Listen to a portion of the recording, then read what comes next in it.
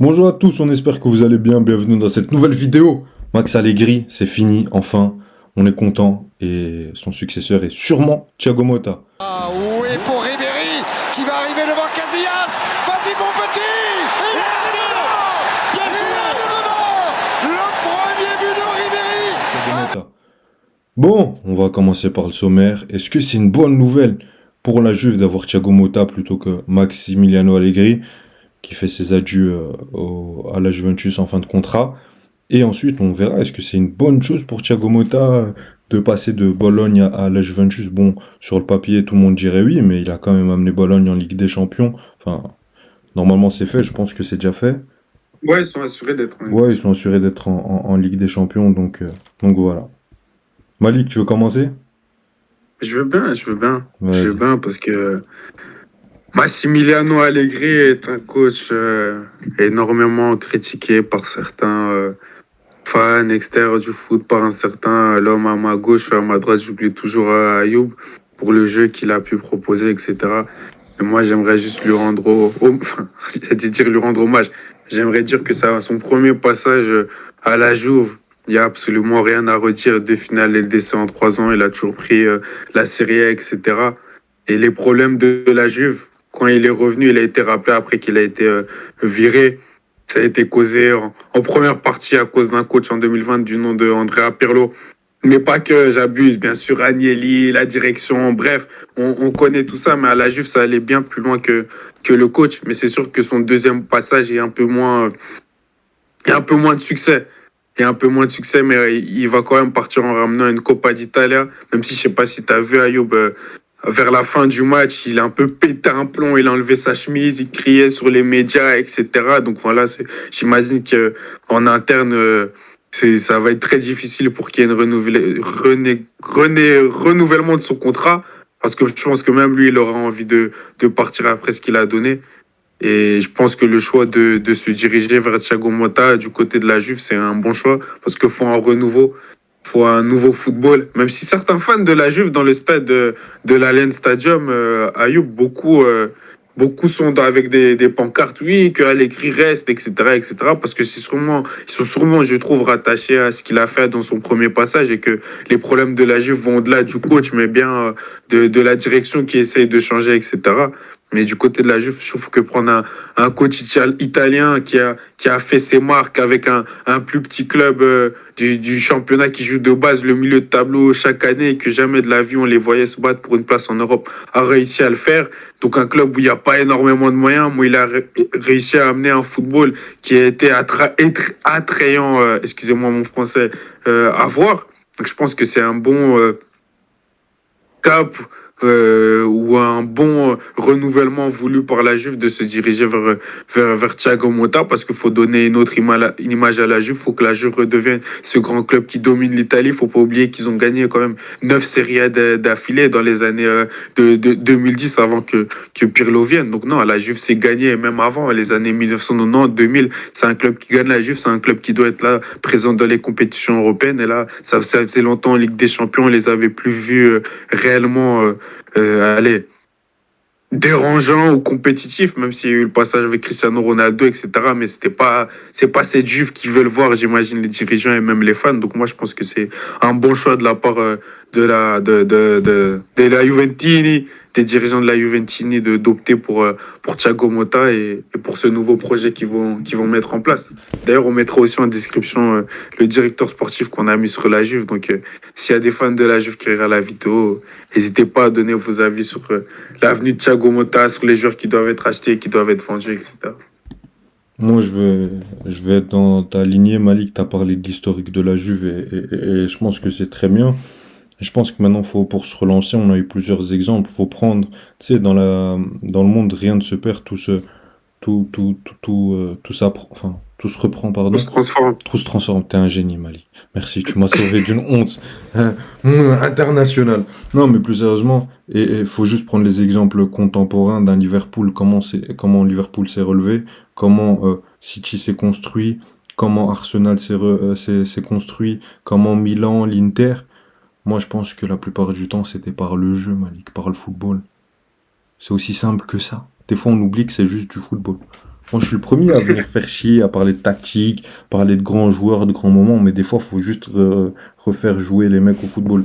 Tu sais, j'ai pris une situation de Kike Sétienne qui disait aucun joueur n'est né pour avoir envie de coulisser ou de défendre et en bloc bas, mais plutôt, quand on a commencé ce sport, c'était pour l'amour du ballon, de faire des passes, de dribbler, etc. Et je pense que c'est ce qui prime, et je pense que ça a permis, déjà là, tu vas avoir un challenge pour Thiago Motta avec une Juve.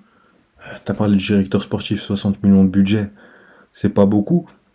Mais si tu commences déjà par le football à faire progresser des joueurs ou à relancer des joueurs qui étaient en perdition, je sais pas, mais reprends Locatelli, fais-le jouer au foot et tu vas voir.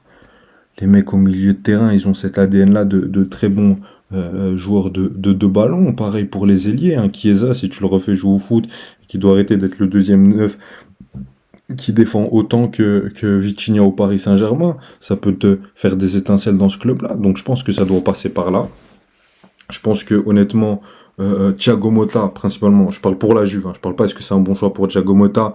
Pour moi, c'est le choix parfait. Surtout qu'aujourd'hui, je pense que tu as une pénurie de coach en Europe. Tu prends qui si tu prends pas Thiago Motta? Il y a Zizou qui est libre, mais Zizou, il va pas venir pour cet effectif-là. Pour moi, Zizou, fallait le prendre en 2010. Pardon? De Oui, Zerbi, on est direct. ben, sur directeur sportif, pour la Juve, je te disais De Zerbi ou Thiago Motta.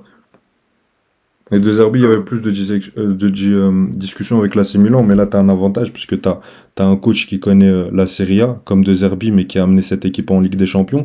Et surtout, dans la situation actuelle de la Juve, un Thiago Motta peut être très très pertinent, parce qu'il a su faire beaucoup avec peu de moyens.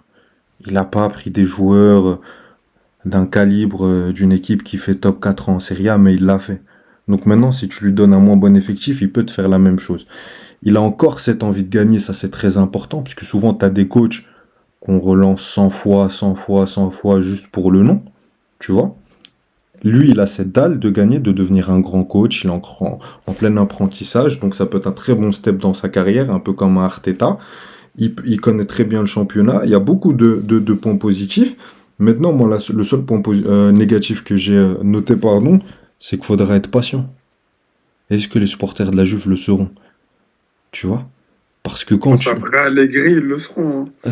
Mais j'espère, parce que quand tu leur annonces un nouvel entraîneur et que eux, dans leur ADN, c'est nous, on veut la victoire et rien d'autre, les gars, faudra être patient. Moi, je préviens. Parce que tu sais pourquoi je défends autant Arteta et je veux qu'il gagne sa première ligue? Parce que c'était oui, l'été 2021 sur le début, je me rappelle la défaite face à Norwich, la défaite face à West Ham, je pense. Les mecs, ils voulaient le virer. Et regarde au final. PL ou pas PL? Les travaux sont énormes. Regarde Guardiola, après la première saison, qui t'aurait dit, ouais, il nous a fait troisième, les gars, c'est pas sérieux, nous on est City, qui dégage, nous on veut. Tu vois? Klopp. T'as vu Klopp à Liverpool? Thierry Henry le dit, il a fallu 3 ans et demi pour que ça redevienne vraiment un grand club qui ambitionne de gagner des titres. Donc faudra être patient. Il y a des moments, il y a des joueurs qui vont se rater, puisque ça va repasser par le jeu, mais c'est le processus aujourd'hui d'un club pour redevenir un grand club. Un dirigeant qui a de bonnes idées, un directeur sportif qui se recruter en alliant les idées du club et de l'entraîneur. Et après, si tu as un entraîneur compétent et des joueurs de qualité sur le terrain, tu peux réaliser de grandes choses aujourd'hui dans le football. Surtout dans une Serie A où, malgré que l'Inter soit une équipe énorme et un rouleau compresseur, et cette saison, j'ai été très désolé de leur élimination en Ligue des Champions, mais normalement, c'est l'une des meilleures équipes en Europe. Je pense peut-être un top 5 facile, peut-être même un top 3. Mais tu as une équipe de l'Inter qui est vieillissante. Tu as un projet, moi, là, c'est Milan, où je te dis, je pense vraiment que tu as un Stefano Pioli qui a surperformé pendant plusieurs saisons. Donc, il y a une place à prendre. Que ce soit dans la cour. Tu as un Naples qui va sûrement devant Kvaratskhelia ou Osimhen cette saison. Pour moi, il y a vraiment une place à prendre pour la course au titre, pour le top 4 minimum. Surtout que maintenant, top 5, tu fais... pour moi, le minimum, c'est le top 5.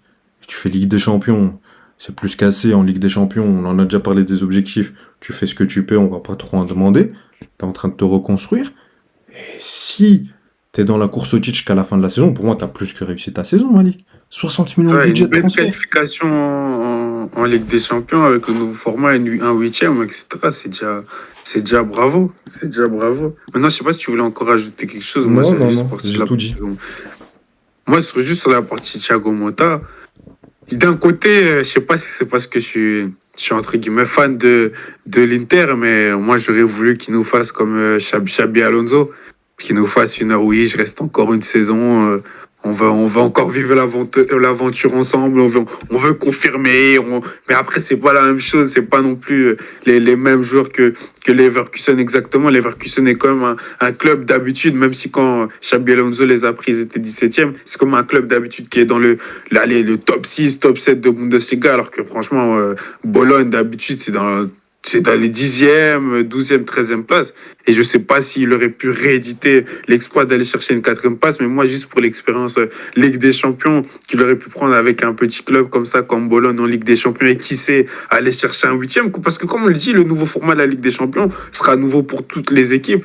Les équipes ne seraient pas comme en groupe où tous les grands clubs savent comment, ce qu'ils doivent faire, le minimum pour pouvoir se qualifier, etc. Donc, il y a cet aspect de surprise où on aurait pu avoir des petites équipes, justement, où on pourra avoir, on ne sait jamais avec l'entraîneur qu'ils vont avoir, peuvent faire des surprises. Donc, moi, j'aurais aimé qu'ils rééditent l'expérience encore une saison avec Bologne et puis que voilà, l'année prochaine, et il voit ses options parce que je pense que Paris parlait aussi avec lui, mais bon, Luis Enrique s'est installé, je pense qu'il a beaucoup convaincu la direction parisienne et même les fans, donc ça m'étonnerait qu'il aille là-bas. Et là, la Juve, tu vas être payé mieux, tu vas être payé des millions, l'ami Thiago, Bon, pour moi, c'est pas t'es ça, un Malik. Italien. C'est pas ça. Moi, je suis pas d'accord avec toi. Parce que pour moi, le comparatif avec Xabi Alonso, il a l'air très facile en premier abord, mais quand tu regardes, c'est deux situations complètement différentes. Moi, de ce que je pense, je vais te dire honnêtement, Malik, un Xabi Alonso, pourquoi je veux qu'il reste à Leverkusen? Parce que je pense sincèrement que un Victor Boniface, c'était pas dans l'urgence de le vendre, le mec, il peut se plaire à Leverkusen, faire une autre saison. Pareil pour quasiment tous les joueurs. Un Frimpong, les mecs, ils sont séduits par le projet. Ils sont fans de ce qui s'est passé. C'est pas les joueurs de l'Ajax. Tu vois, même qui étaient fans du projet et tout, mais qui voulaient aller dans un grand club. Là, les mecs, ils sont en train de se passer un truc, ils sont en train de devenir des grands joueurs, j'ai l'impression qu'ils veulent rester. Même un Florian Wirtz, 150 millions, on te parle qu'il va partir en 2025. Donc tu peux l'avoir encore une saison. Pour moi, je te dis, je pense pas que le Bayern sera nettement plus fort la saison prochaine. Parce que qui ils vont prendre? Ils vont te ramener un vieux de la vieille Hansi Flick, ils savent encore se disputer avec ce chamaillé dans les coulisses avec Joshua Kimmich. Donc moi, je pense qu'il y a là, il y a une vraie opportunité de rééditer l'exploit et de reprendre une Bundesliga, je La même pense, hein. équipe quasiment. Ou en tout cas, de faire une course au titre, en Ligue des Champions, de faire mal à beaucoup d'équipes, parce que si ce Leverkusen qu'on a vu cette saison repart la saison prochaine, je pense qu'ils peuvent faire très mal. Là, ils font une saison invincible, l'exploit est encore plus gros. Bon, après, il y a de plus gros moyens. Bayer Leverkusen n'est pas dans l'urgence de vendre des gros joueurs. Là, je pense qu'il y a pas mal de joueurs de Bologne qui vont partir, même si l'exploit est plus collectif qu'individuel. Tu vois, c'est pas comme Leicester, il y avait un gros Mahrez, un gros Vardy, un gros Kanté.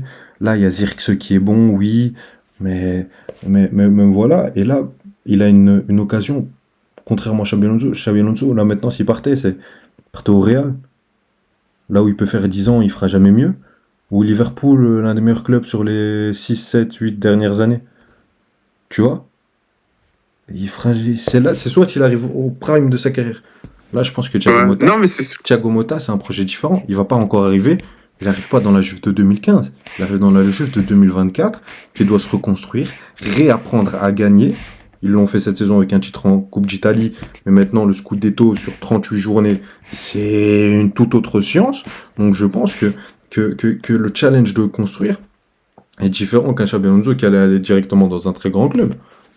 Non, c'est sûr. Je suis même d'accord avec toi, mais comme je t'ai dit, c'est pour ça que j'ai commencé en disant, je dis ça peut-être en fan de l'Inter, parce que j'ai vraiment peur qu'il fera du très gros, très beau même boulot avec la Juventus de Turin. Et surtout, toi, t'as dit que c'est un autre projet, tu peux refaire la Juve, redevenir le prime club qu'ils sont, mais clairement, si les 2, 3 prochaines saisons, ça fait que monter, il y a que de la progression dans les joueurs, etc. Qui sait, on peut avoir un Thiago Motta qui reste 10 ans dans la Juventus. Et qui sait, la Juventus, ça devient le City d'Europe. Parce qu'on a déjà vu une Juventus dominer en Europe comme en Serie A. Donc non, sur l'aspect du salaire, sur l'aspect que tu restes dans le championnat, sur l'aspect que même l'effectif de la Juve, ok, ils n'ont pas tous les plus gros noms, etc. Mais rien que tu entends des jeunes Yildiz t'as un Fagioli qui va Mais revenir, Malik, t'as un Locatelli que tu peux relancer et tout, t'as un super effectif honnêtement, pour Malik, construire en pour les Serie A, prochaines années. non, non, mais en Serie A, t'as un gros gardien, t'as un gros défenseur, comme style Fikayo Tomori ou Lata Bremer. Au milieu de terrain, t'as un ou deux mecs costauds, t'as Locatelli, tu ramènes un autre mec, c'est plus que suffisant. Et en attaque, tu relances Vlahovic, et t'as un mec comme Chiesa, et à droite, tu mets une petite pépite, comme on a dit. Bon, là, je spoil ce qu'on a dit. Je vais pas spoiler ce qu'on a Ouais, dit. Faut regardez regarder la Directeur vidéo en Sportif. description. Regardez la vidéo, les gars. Je suis désolé, hein, mais j'ai vu Pioli remporter. Bon, t'avais un gros Léao, ok. T'avais un bon Benasser, bon Tomori, et à côté, un bon Giroud. Mais c'était pas. Tu vois? C'est pas la première ligue non Mais, plus. mais voilà, mais c'est pour ça que je te parle regarde du niveau du championnat, sans faire un jour à la Serie A. Naples, ils te font une saison incroyable. Osimhen, Kvara, c'est incroyable. Moi, je suis fan des deux joueurs, surtout de Kvaradona. Mais à côté, les milieux, c'est Lobotka, qui a fait une super saison, certes. Zielinski, Zambo Anguissa. C'est pas du Casemiro 2017, du Modric. Oh, le championnat, il est Et, sur- accessible. Avec l'effectif et- que t'as, si tu fais 2-3 retouches et que tu rejoues au football, le Scudetto, et surtout, il est juste pour envisageable. rajouter sur ce que tu dis sur le championnat, t'as raison. Mais même en Europe, t'es la Juventus de Turin.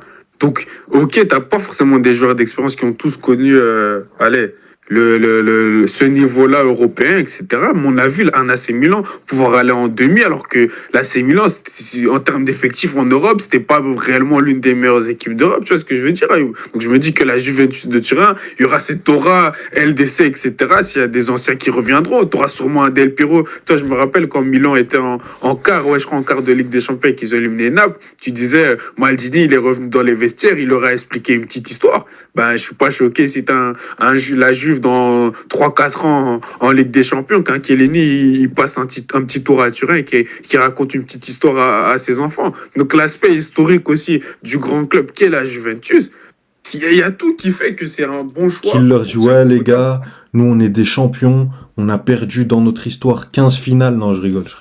Oui, on a perdu, mais en finale. Non, mais c'était une petite blague, parce que la Juve, je pense que c'est les clubs qui a le plus perdu en finale de Ligue des Champions, voire le club qui a Non, le plus perdu. c'est le plus, c'est le plus. Oh, c'est le eux. plus. Donc, voilà, c'était pour rigoler, ça, on vous taquine. Je vais y refaire mes blagues racistes. Allez, je m'en dis que t'as tout dit. Comme ça, on a Ah, fait t'étais prêt à parler de... Bref, je vais rien dire. Je suis marocain-italien, j'ai le droit. Ah bon? Ouais. Pourquoi tu fais des preuves? Bref, merci. Non, on te croit. D'ailleurs, sur la dernière vidéo, sur Kanté, t'as pas ramené le livre, mais ça, c'est une autre question. Voilà, shoot your mouth. Shoot your mouth. Non, tu l'as lu, tu l'as fini? Mais bien sûr que je l'ai fini. Ah ouais, alors, Je lis comme genre... comme... Oh putain, je fais... Bon, n'hésitez pas à liker, vous abonner, activer la cloche. Dites-nous ce que vous en avez pensé de la fin de Maximiliano Allegri au sein de la Juventus et de la probable arrivée de Thiago Motta. Merci Malik. Salut. Salut. Ciao, ciao.